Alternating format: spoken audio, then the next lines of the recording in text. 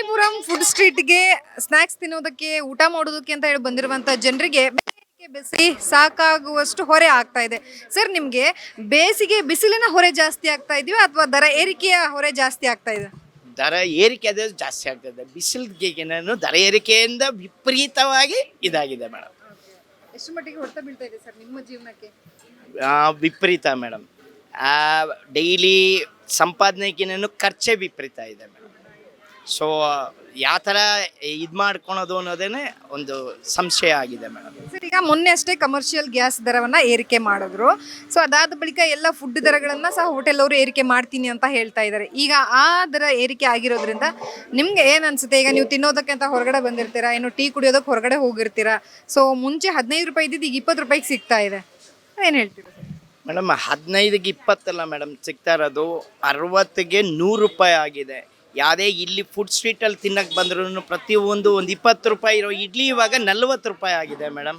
ಯಾವುದು ಕಮ್ಮಿ ಅಂತೂ ಆಗಿಲ್ಲ. ಎಲ್ಲ ಡಬಲ್ಲು ತ್ರಿಬಲ್ ಏನೇ ಮಾತಾಡಿದ್ರು ಗ್ಯಾಸ್ ಬೆಲೆ ಏರಿಕೆ ಅಂತಾರೆ. ಬಟ್ ಅದು ಸಾಮಾನ್ಯವಾದ ಎಲ್ಲರಿಗೂ ಹೊಡ್ತಾ ಬಂದಿದೆ ಮೇಡಮ್. ಎಲ್ಲರಿಗೂ ಅದರ ಕಷ್ಟ ಏನು ಅನ್ನೋದು ಇದಾಗ್ತಾ ಇದೆ. ನೆಕ್ಸ್ಟ್ ಏನಿಲ್ಲ, ಇಂದಿರಾ ಕ್ಯಾಂಟೀನೇ ಇದು ಗಟ್ಟಿ ಅನ್ನೋ ಥರ ಆಗ್ತಾ ಇದೆ ಮೇಡಮ್. ಅಲ್ಲ, ಇಂದಿರಾ ಕ್ಯಾಂಟೀನ್ ಕೂಡ ಕ್ಲೋಸ್ ಆಗೋಗಿದೆ. ಇವಾಗ ಎಲ್ಲ ಕ್ಯಾಂಟೀನ್ಗಳು ಅದು ಇದು ಎಲ್ಲ ಕ್ಲೋಸ್ ಆಗೋಗಿದೆ. ಆ್ಯಂಡ್ ಮೋರ್ ಓವರ್ ಇವಾಗ ಹೇಗಾಗಿದೆ ಅಂದರೆ ಬರ್ತಾ ನೀವು ಡಯಟ್ ಮಾಡಲೇಬೇಕು ಅನ್ನೋ ಪರಿಸ್ಥಿತಿ ಬಂದ್ಬಿಟ್ಟಿದೆ. ಬೆಲೆ ಏರಿಕೆಗೆ ಡಯಟ್ ಮಾಡಬೇಕು ಅಂತ ನೀವು ಹೇಳ್ತಿದ್ದೀರಾ? ಡೆಫಿನೆಟ್ಲಿ ಇಷ್ಟೊಂದಿದ್ರೆ ಆಬ್ವಿಯಸ್ಲಿ ನೀವು 3 ಹೊತ್ತು ತಿನ್ನೋ ಬದಲು 2 ಹೊತ್ತು ತಿನ್ನಿ, 1 ಹೊತ್ತು ತಿನ್ನಿ. ಇನ್ನೂ ಬೆಲೆ ಏರಿಕೆ ಆದರೆ ಆಬ್ವಿಯಸ್ಲಿ ನೀರು ಕುಡಿದು ಮಲಗ್ಕೊಳ್ಳಿ. ನೀರು ಕುಡ್ಕೊಂಡು ಗಾಳಿ ಮತ್ತೆ ನೀರಿನ ಮೇಲೆ ಜೀವನ ಇರಕ್ಕಾಗತ್ತ? ಹಾಗಿದ್ರೆ ಅದು ಮಾಡ್ಬೋದಲ್ವಾ ಮೇಡಮ್? ಇವಾಗ ಹೇಗಾಗೋಗಿದೆ ಅಂದರೆ ಡಯಟ್ ಅಂತ ಫಸ್ಟ್ ಎಲ್ಲ ದುಡ್ಡು ಖರ್ಚು ಮಾಡ್ತಾ ಇದ್ರು. ಇವಾಗ ಡಯಟ್ ಅಂತ ಖರ್ಚು ಮಾಡೋ ಅವಶ್ಯಕತೆ ಇಲ್ಲ. ದುಡ್ಡು ಮಿಕ್ಸೋಕೆ ಅಂತಂದ್ರೆ ಡಯಟ್ ಮಾಡ್ಬೇಕು. ನಾವು ದುಡ್ಡು ಉಳಿಸ್ಬೇಕು ಅಂತಂದ್ರೆ ನಾವು ಡಯಟ್ ಮಾಡ್ಬೇಕು. ಉಳಿಸೋಕಂತೂ ಸಾಧ್ಯವಿಲ್ಲ. ಇನ್ನು ಉಳಿಸೋದೆಲ್ಲ ಸುಳ್ಳು, ಕನಸು ಅದು. ಬಟ್ ಒಂದೇನು ಅಂದರೆ ತೀರಾ ಖರ್ಚುಗಳನ್ನ ಅವಾಯ್ಡ್ ಮಾಡ್ಬೋದು ಅಷ್ಟೇ. ಈಗ ದಿನಕ್ಕೆ ಒಂದಾದ್ಮೇಲೆ ಒಂದು ಏರಿಕೆ ಆಗ್ತಾ ಇರೋದ್ರಿಂದಾಗಿ ಸೊ ಈಗ ಮನೆ ನೋಡ್ಸೋದ ಹೆಣ್ಮಕ್ಳು ಇರ್ತಾರೆ, ಅವ್ರಿಗೆ ಗೊತ್ತಿರುತ್ತೆ ಎಲ್ಲವೂ ಹೆಂಗೆ ಅಂತ.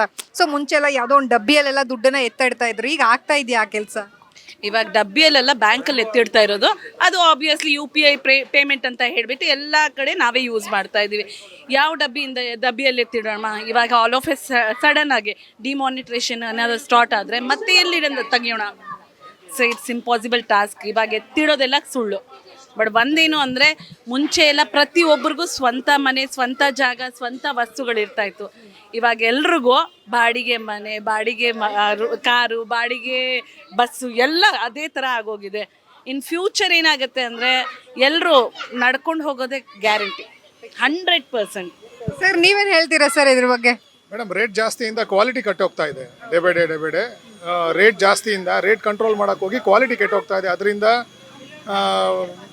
ಒಂದು ಕ್ವಾಲಿಟಿ ಫುಡ್ಡೇ ಆಗಲಿ, ಒಂದು ಕ್ವಾಲಿಟಿ ಮೆಟೀರಿಯಲ್ಸೇ ಆಗಲಿ, ಪ್ರತಿಯೊಂದೂ ಒಳ್ಳೆ ಕ್ವಾಲಿಟಿ ಸಿಗ್ತಾ ಇಲ್ಲ. ಮಿಕ್ಸಿಂಗ್ ಎಲ್ಲ ಜಾಸ್ತಿ ಆ ಥರ. ಅದೇ ಮೇಡಮ್, ಈ ಥರ ಆಗ್ತಾ ಇದೆ. ಸ್ಟ್ಯಾಂಡರ್ಡ್ ಆಫ್ ಲಿವಿಂಗ್ ಕಮ್ಮಿ ಆಗ್ತಾ ಇದೆ ಬರ್ತಾ. ಇವಾಗ ಏನಿದೆ, ಮಿಡ್ಲ್ ಕ್ಲಾಸ್ ಅವರು ಲೋವರ್ ಮಿಡ್ಲ್ ಕ್ಲಾಸ್ ಆಗಿಬಿಡ್ತಾರೆ, ಲೋವರ್ ಮಿಡ್ಲ್ ಕ್ಲಾಸ್ ಅವ್ರು ಇನ್ನೂ ಕೆಳಗಡೆ ಹೋಗ್ಬಿಡ್ತಾರೆ. ಆ ಪರಿಸ್ಥಿತಿ ಬರ್ತಾ ಇದೆ.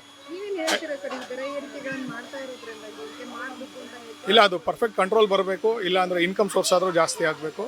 ಅದು ಬ್ಯಾಲೆನ್ಸ್ ಆಗಿಲ್ಲ ಅಂತಂದರೆ ಮುಂದಕ್ಕೆ ತುಂಬ ಜನಕ್ಕೆ ಬೇರೆ ಥರ ಪ್ರಾಬ್ಲಮ್ಸ್ ಎಲ್ಲ ಸ್ಟಾರ್ಟ್ ಆಗಬೇಕು. ಸರ್, ಈಗ ಒಂದಷ್ಟು ಜನರು ಹೇಳ್ತಾ ಇದ್ದಾರೆ ದರ ಏರಿಕೆ ಪರವಾಗಿಲ್ಲ ಮೇಡಮ್, ಯಾಕೆ ಅಂತಂದ್ರೆ ಈಗ ಎಲ್ಲದರ ದರವು ಏರಿಕೆ ಆಗಿರೋದ್ರಿಂದ ಗ್ಯಾಸ್ ಏರಿಕೆ ಮಾಡಿರೋರು ಸಮಸ್ಯೆ ಇಲ್ಲ ಅಂತ ಹೇಳ್ತಾರೆ. ಆದರೆ ತೆಗೆದುಕೊಳ್ಳೋರು ಹೇಳ್ತಾರೆ ನಮಗೆ ಕಷ್ಟ ಆಗುತ್ತೆ ಅಂತ ಹೇಳ್ತಾ ಇದ್ದಾರೆ. ನೀವೇನು ಹೇಳ್ತೀರಾ? 100% ಪಬ್ಲಿಕ್ಕಿಗೆ ಎಲ್ಲ ತೊಂದರೆನೇ. ಯಾಕೆಂದರೆ ಅಲ್ಲಿ ಅವರು 1000 ರೂಪಾಯಿ ಜಾಸ್ತಿ ಮಾಡಿದ್ರೆ ಇವರು ಒಂದೊಂದು ಕಾಫಿ 5-5 ರೂಪಾಯಿ ಜಾಸ್ತಿ ಮಾಡ್ತಾರೆ.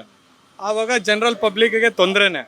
ಇರೋರು ಹೆಂಗಾದ್ರೂ ನಡೆಯುತ್ತೆ, ಇಲ್ದಿರೋರಿಗೆ ತೊಂದರೆನೇ. ಇರೋರಿಗೆ ಅಂದರೆ ಎಲ್ಲರೂ ಇರೋರೇ ಅಲ್ಲ, ಇಲ್ದಿರೋರು ಅಂದರೆ ಎಲ್ಲರೂ ಇಲ್ದಿರೋರೇ ಅಲ್ಲ. ಬಟ್ ತೊಂದರೆನೇ ಅಲ್ವಾ ಎಲ್ಲ. ಈ ಪೊಲಿಟಿಕ್ ಅವರೆಲ್ಲ ಈ ಎಲೆಕ್ಷನ್ನು ಇದಕ್ಕೋಸ್ಕರ ಎಲ್ಲ ಮಾಡಿದ್ದಾರೆ. ಆ ಎಲೆಕ್ಷನ್ ಕೌಂಟಿಂಗ್ ಅದು ಇದು ಆಗೋ ತನಕ ಸುಮ್ಮನೆ ಇದ್ದರು. ಇವಾಗ ಎಲ್ಲ ಜಾಸ್ತಿ ಮಾಡಿ ಇಟ್ಬಿಟ್ಟಿದ್ದಾರೆ. ಬಟ್ ಪಬ್ಲಿಕ್ಕಿಗೆಲ್ಲ ತೊಂದರೆ ಮಾಡ್ತಾ ಇದ್ದಾರೆ, ಅದಂತೂ ಗ್ಯಾರಂಟಿ. ಹಾಗಾದ್ರೆ ಸರ್, ಸರ್ಕಾರಗಳು ಜನಸಾಮಾನ್ಯರಿಗೋಸ್ಕರ ಕೆಲಸ ಮಾಡ್ತಿದ್ದಾರೆ ಅಂತ ತಮಗನ್ಸುತ್ತಾ? 100% ಮಾಡ್ತಾ ಇದ್ದಾರೆ ಮೇಡಮ್. ಬಟ್ ಈ ಥರ ಸುಮ್ಮನೆ ಈಗ ಏನೂ ಮಾಡೋಕ್ಕಾಗಲ್ಲ. ಅವ್ರಿಗೂ ಪ್ರಾಬ್ಲಮ್ ಇದೆ. ಯಾಕಂದರೆ ಅಲ್ಲಿ ನಿಮಗೂ ಗೊತ್ತು, ವಾರ್ ನಡೀತಾ ಇದೆ. ಅಲ್ಲಿ ಅವ್ರಿಗೂ ಪ್ರಾಬ್ಲಮ್ ಇರೋದಕ್ಕೆ ಜಾಸ್ತಿ ಮಾಡಿದ್ದಾರೆ. ಸ್ವಲ್ಪ ಅವರು ಕಂಟ್ರೋಲ್ ಮಾಡ್ಬೋದು. ಅದು ಟ್ಯಾಕ್ಸು ಅದು ಇದು ಎಲ್ಲ ಅವಾಯ್ಡ್ ಮಾಡಿ ಅವ್ರೂ ಸ್ವಲ್ಪ ಕಮ್ಮಿ ಮಾಡಿ ಇದು ಮಾಡ್ಕೋಬೋದಾಗಿತ್ತು. ಬಟ್ ಏನೂ ಮಾಡೋಕ್ಕಾಗಲ್ಲ. ಪ್ರಾಬ್ಲಮ್ಮೇ.